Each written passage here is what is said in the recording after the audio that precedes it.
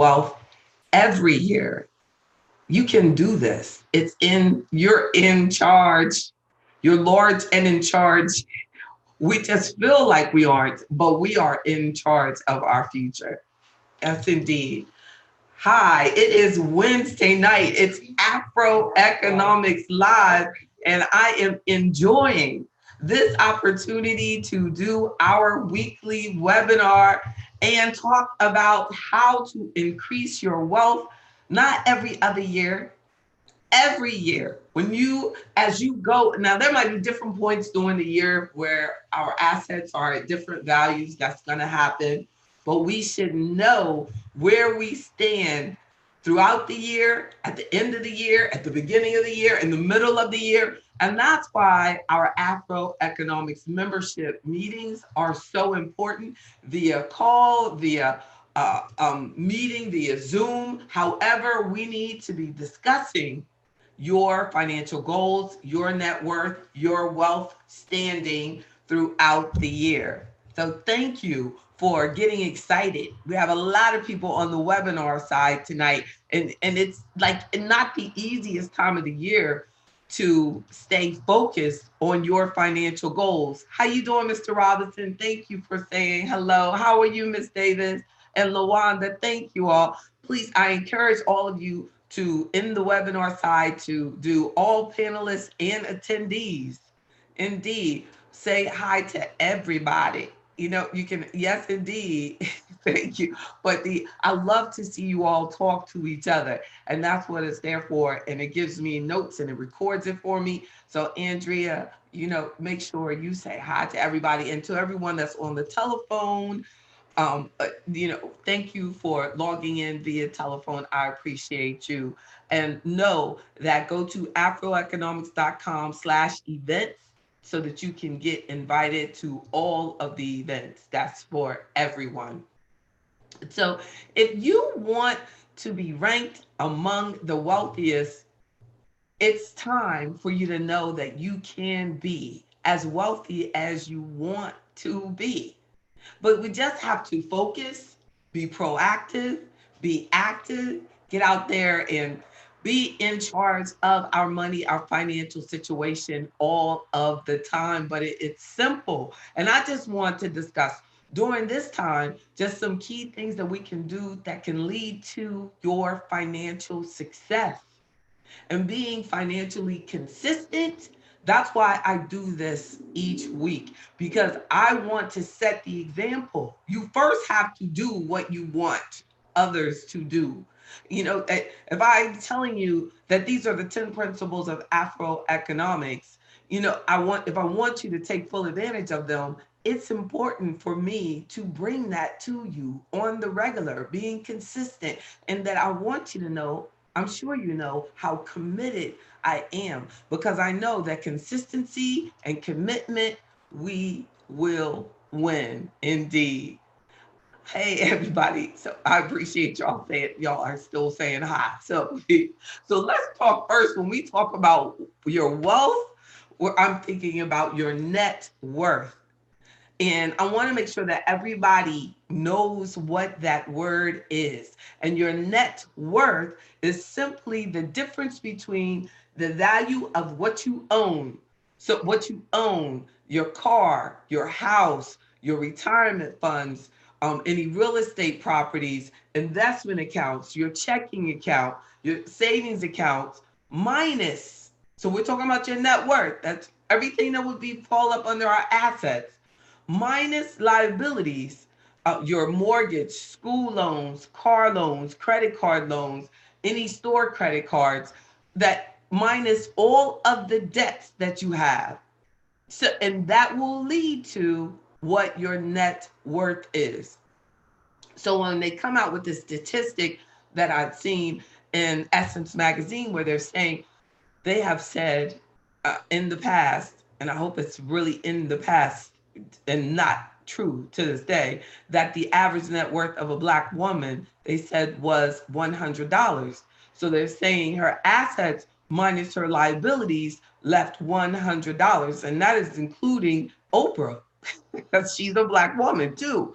So That's in the average. So I'm this the point of Afroeconomics is to move us out of that situation. It shows you how important the everyday person is. No matter what the richest among us, the average, the most average of us can be wealthy and as wealthy as we want to be. But we have to understand these things about what wealth really is. And that's what wealth, when they say a person is wealthy, they're talking about their assets minus their liabilities, tells you what their net worth is. That is your true wealth. So net worth is an important number that helps lenders and financial institutions see how much you're really worth, how much wealth you really have. Net worth shows us how much debt you have as well. And that debt can kill your wealth and kill your financial future. But when we think about wealth, unfortunately, as a community, too much stuff, too much of the wealth has been based on what a person has, what their assets look like.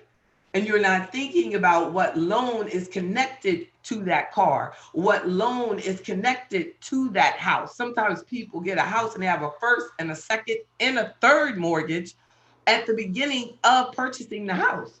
So if the value of that house goes down, their net wealth, their net worth is zero or negative because they owe more on that property than they could sell it for at that particular time. Or they have to sell it, but because they have so many loans on it, they can't. So they can be actually broke, but look like they're rich. So that's why people say, how can these people be billionaires, and they die broke? How does this happen? Because the assets. So they stop creating income and they stop purchasing assets that increase in value. Then they keep accumulating debt. Then that's how a very rich person can end up very broke, and how a person who you don't think of as very rich can end up with a higher, much higher net worth. They can have a small house that they own straight out that's worth 250,000, and a person could have a $2 million house with $2.5 million in debt on that property and have less worth. They can be worth less than the person who owns that 250 straight out, right, Mr. Robinson? So wealth is not what it looks like. It's not what it looks like, it's what it is. And to me, I've noticed that the the I would say the more reasonable I appear, the wealthier I have become. Because the less I have put in stuff that you see, the more I put in things that you don't see. So I feel that our wealth has to move away from what's the name on our jacket, and our wealth has to be on what names do we have in our portfolio. Or do you have your own business? Or are you building your own business? Or are you maxing out your 401k? We don't ask people those type of questions. We ask them like what job they have, how much they make. When if you really wanted to find out how wealthy someone is, you really couldn't find that out. You really couldn't. The true wealth is hidden. And the wealthier you get, the more you will not want your assets to be shown. It's like you will feel like you're walking around naked when you're just showing off everything that you have because you have so much.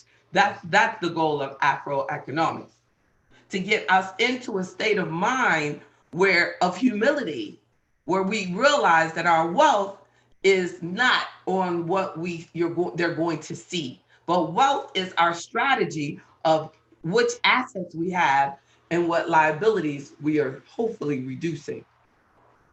So some tips for building wealth every year. I first suggest create a budget and stick to it. Now, why would I say create the budget and stick to it? It's because like I just said, that if you have a budget, then you know what you have left over for your assets. And if you have the budget, you also see how much money you're wasting. You see what you're throwing away. It helps us make more reasonable decisions.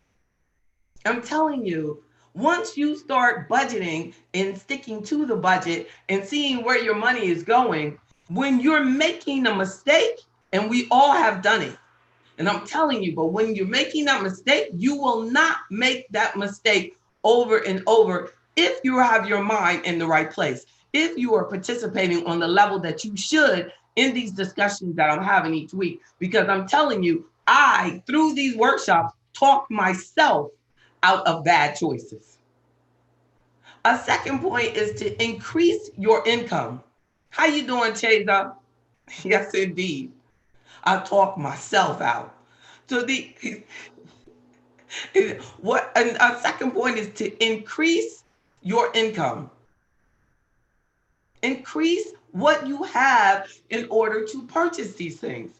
So increasing your income is a big part of your wealth development, but only if you do the right thing with the income that you are increasing. Like I just saw on YouTube, I have a built a works a video called "Increasing Your Wealth While Paying Child Support," and I made it years ago.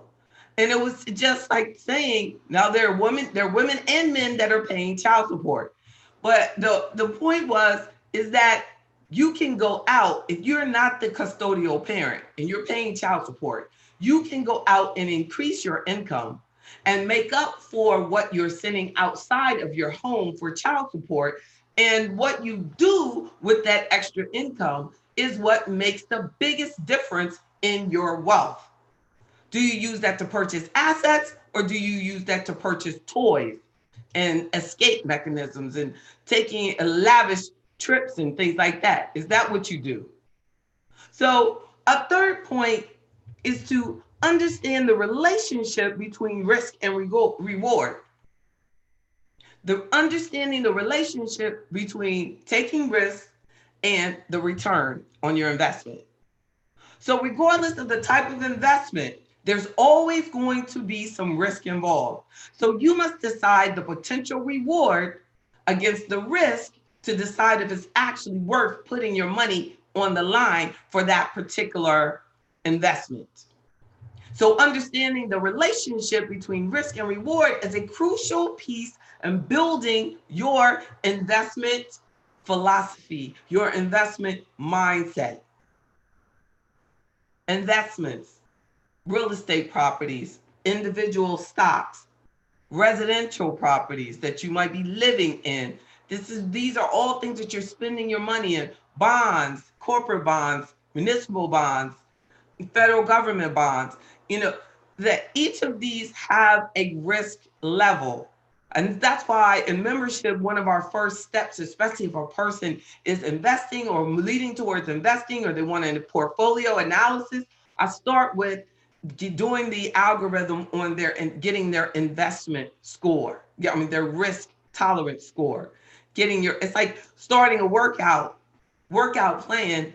You would start with analyzing where the person is right now. What is the body fat makeup so that you can see the improvement. So I look at what is your risk tolerance relative your risk level, then I take your investments and I show where your investments do they or do they not match up with what you're saying your risk tolerance is. And most people have no idea of the risk level of their investments, and they don't know how risk diverse they are. Like sometimes I'll meet people and they're saying, well, I don't want any volatility. And they have their portfolio 100% in stock funds. So you have to understand the relationship between risk and reward in developing your wealth each year, understanding your investment portfolio, understanding how to diversify effectively. That's what I do as an investment advisor, help you do that. A fourth point is I remember I said in my second point for increasing your income, making more money, doing a business, monetizing your hobby, learning how to ask for a raise, increasing that income. So my fourth point is to invest a lot of that income. Not spend, invest. So when we're spending money, using money, we're investing it. You're buying assets, you're buying things that can increase in value. Where many people will be more comfortable with purchasing a luxury car for $1,500 a month than they will with purchasing a apartment building with 4 units in it for with a $1,600 a month mortgage on it. They'll feel more comfortable. Isn't that amazing though? And the car will decrease in value immediately almost. And the real estate can as well do that, but it also can open you up to an increasing asset or doing $1,600 a month into their investment account and buying a portfolio of stocks that have a great historical performance that I can show them that this is how well it's done over the last 10 years. And I can show them how much the value of that same car is anticipated to be down 10 years from now. So invest a lot. I say invest at least 20%. I put all of my money back into the business, all of it. That's how I'm able to do what I do. I put the money back into the business. I don't take out huge income so that I can put the money back into the business, have events, build things, create books, create things that give opportunities to bring the message out front. Invest the income versus spending it. A fifth point is to take risk. And think about some of the risks, some of the things that you can do. Because in order to increase that income, you're going to have to take some chances, right, Andrea? You're going to have to take some chances on increasing your wealth every year. It's not like you say, well, I'm going to lead, even if from just a saving perspective, I'm just going to put 100% into my savings account. There's going to have to be some risk involved. And you can check out the Afro Economics investment portfolios and setting up a brokerage account. These are the things that we can do in order to increase your wealth, or at least this is our attempt to try to put you into assets that give you the potential for increasing your wealth each year. A sixth point is to focus on your financial goals. Now, we're talking about things that will help you increase your wealth, your net worth each year. So you have to focus on your financial goals so you know what you're going to spend and why you're going to spend your money on these particular assets.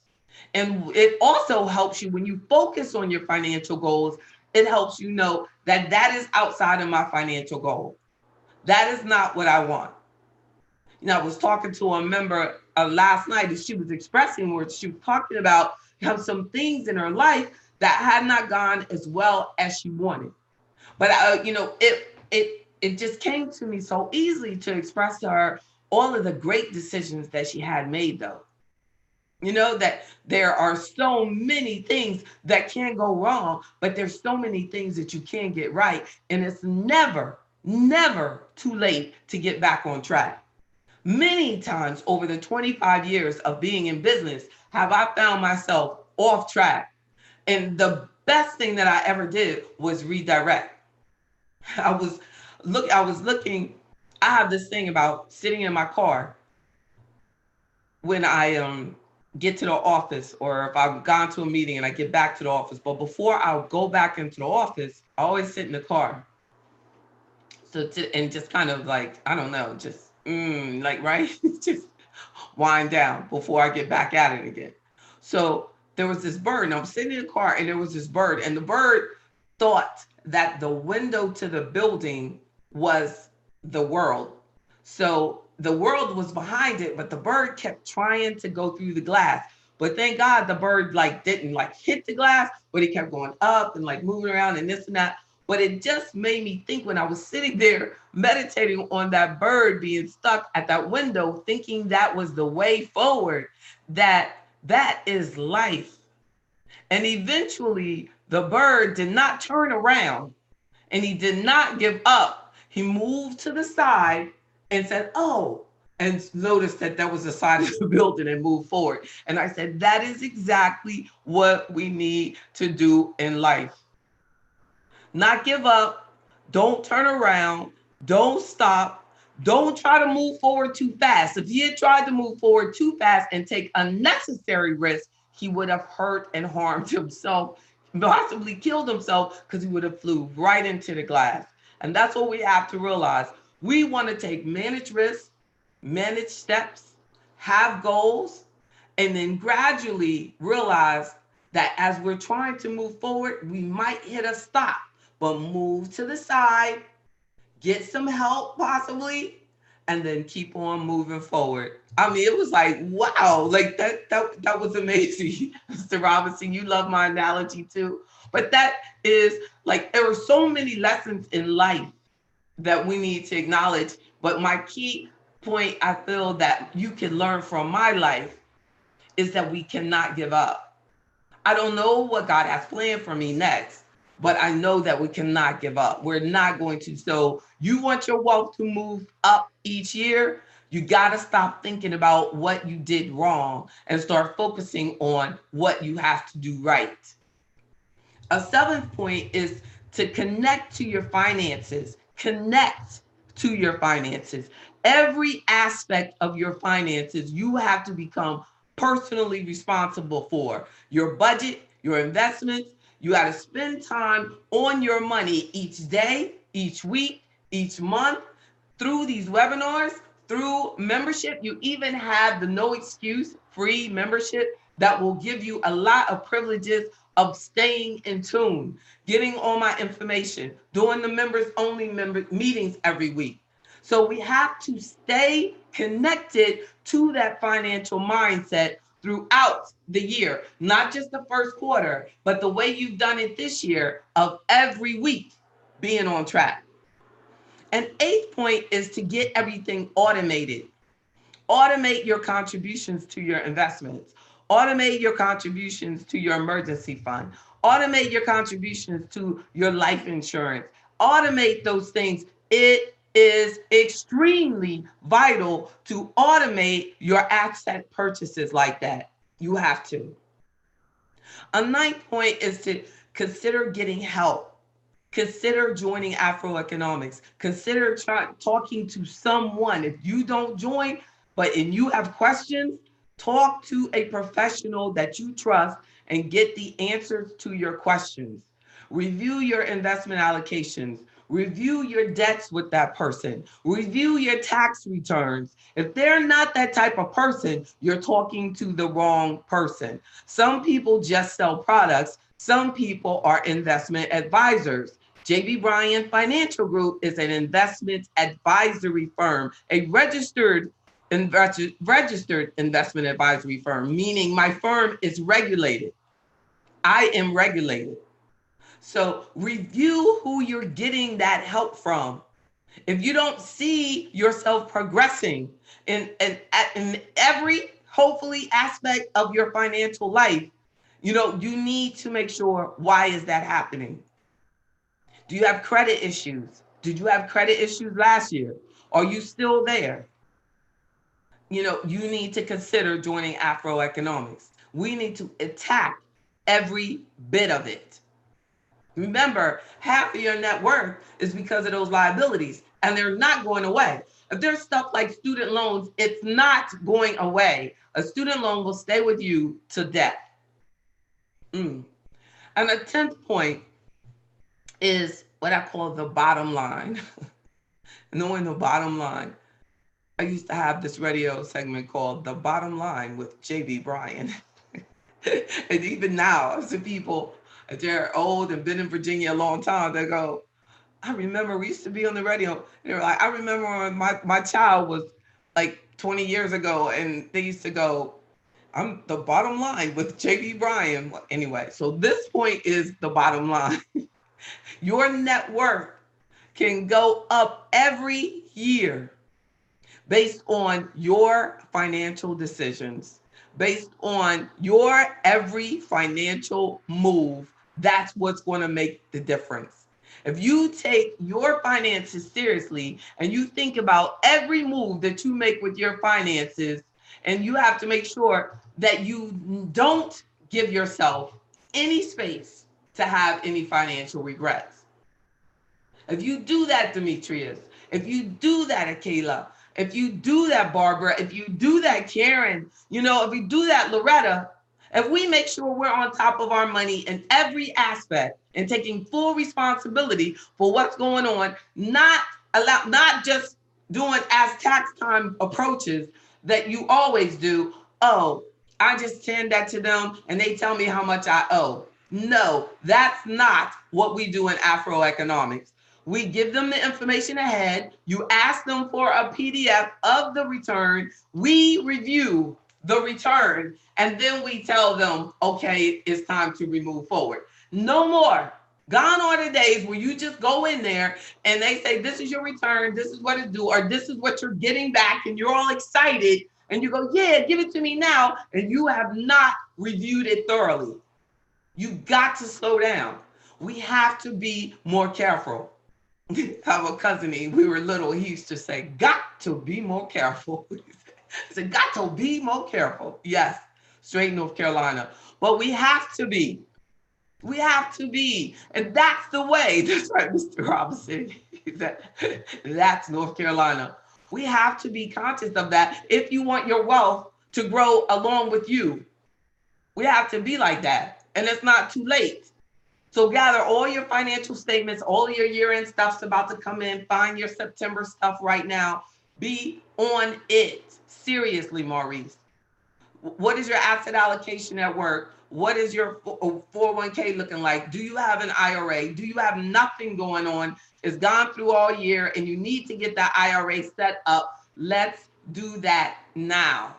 Do you need to know the difference between a Roth IRA and a traditional IRA, and which one it will help you the most at this particular time in your life? The answer is completely different for everyone.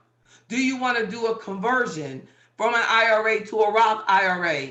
Is that relevant to you? Just because you heard a commercial about it, do you really want to pay the taxes on $500,000 to convert to something? Is that what you should be doing? Do I need to actually pay $4,000 for a trust account? Do you really need that? Is that really relevant to you? Do you need to have everything updated? And do you need to get a will in place? All of these things affect your wealth. They affect and impact the future of your legacy. Every financial decision that we make impacts how much money and how, not just us, but everybody that comes behind you, how they live. The reason we don't, and we didn't start our lives with something, has to do with discrimination and not having the opportunities. But a lot of it is because we don't have this type of knowledge and we're not sharing it and we're not giving it value and we're not participating. You have to encourage this generation, especially you. It starts with you. It's the example that we set. You have to start saying, I have to make my money a value. I have to stop saying that the only thing that matters is what I look like or what my kid looks like or how expensive the purse is. I have to start saying, I got to be putting money away every month. And I need to be shooting for putting away 20% of my income if you work somewhere. And if you have your own business, you need to be thinking about, I need to make this business secure and how I need to make sure that I pass this on. How do I make sure that I'm building a business that can be inherited or can be sold or does have some value or is sustainable? That's from the consciousness that we have to have. That's the point. That's the only way that we're going to do it, is to just get on top of where our money is going, how we're spending it. Be very serious. No excuse. Just because you don't have a lot today does not mean that you cannot be a multimillionaire. I mean, basically, 95% of us, started with just the grace of God of having parents that were intelligent. But having money, funds set aside from us, most of us didn't have it. So only way that things are going to change for our kids to start with something is that we're going to have to make different decisions. we're going to have to start making some choices. And if you don't have anything else and you can't afford to purchase life insurance, and you're not watching out for your health, then what are you doing? And you have to be doing something that you can pass this on. Because if you keep your health right, you can get insurance at an affordable price. You control it as much as you can and get it as early as you can in your life. And tell other generations that too. So if you don't have anything else, you'll have that life insurance to pass on. And I'm telling you, the earlier in life that is done, the better. That is extremely necessary. If you do not have any money, you cannot afford to not have something left for your kids. You have to say, I need to have at least enough money to pay for this while they're young so that they'll be okay. So that could be a big term policy. It doesn't have to be a very expensive, not enough coverage, whole life or permanent policy. It can be a huge term policy. So we need to talk about those types of things. Yeah, we need to talk about those things. What is relevant? What is best for Victoria? What is best for Mr. Lewis? What is best for Monica? What is best for Cheza? It's all unique. So you deserve it, though. You deserve to focus on you. That's how we're going to get wealthier each year. We're going to learn to do better. We're going to learn to focus on asset purchases versus just spending money. That's the key. So check this out. It'll be on YouTube. You can look at the recording. I know I went over my 10 pretty fast. I'll just sum it all up that I said. 1, create a budget and stick to it. 2, increase your income. Third point, understand the relationship between risk and return. Looking at all of your investments, risk versus return, and knowing what you need to do to outpace inflation. A fourth point is invest a lot of your income. Invest a lot. Spend less, invest more. A fifth point is take risks, start businesses, check out investment portfolios, the Afro economic investment portfolios. We can talk about those. A sixth point is focus on your financial goals and know what to spend your money on. Focus on your goals so you will stick to your budget. And then a seventh point, connect to your finances completely, every aspect of your financial life. An eighth point is to automate your contributions into your savings, automate into your investments, automate into your retirement accounts. A ninth point is to get professional help to answer any questions that you have and understand taxation completely. And a 10th point in the is the bottom line, your net worth can go up every year based on our financial decisions that we make daily, weekly, monthly. It's up to us. Thank you all so much. And that is Afro Economics Live. And tonight, that was how to increase your net worth, your wealth each year, each and every year. We can do it. Starts with taking responsibility for it, right? If it is to be, it's up to me. Don't forget to register for the Afro Economics Fest. It's going to be great. And if you have teenagers, the Teen Summit is Sunday afternoon. So check out all of the events. Thank you, Monica. Thank you. Thank you. Most likely next week, I'm going to do Monday instead of Wednesday. Or because Christmas is on Wednesday, we won't have it next week. I'll see. My daughter will be like, Mom, no. So I'm going to pray on it. Thank you all so much. Thank you. Thank you.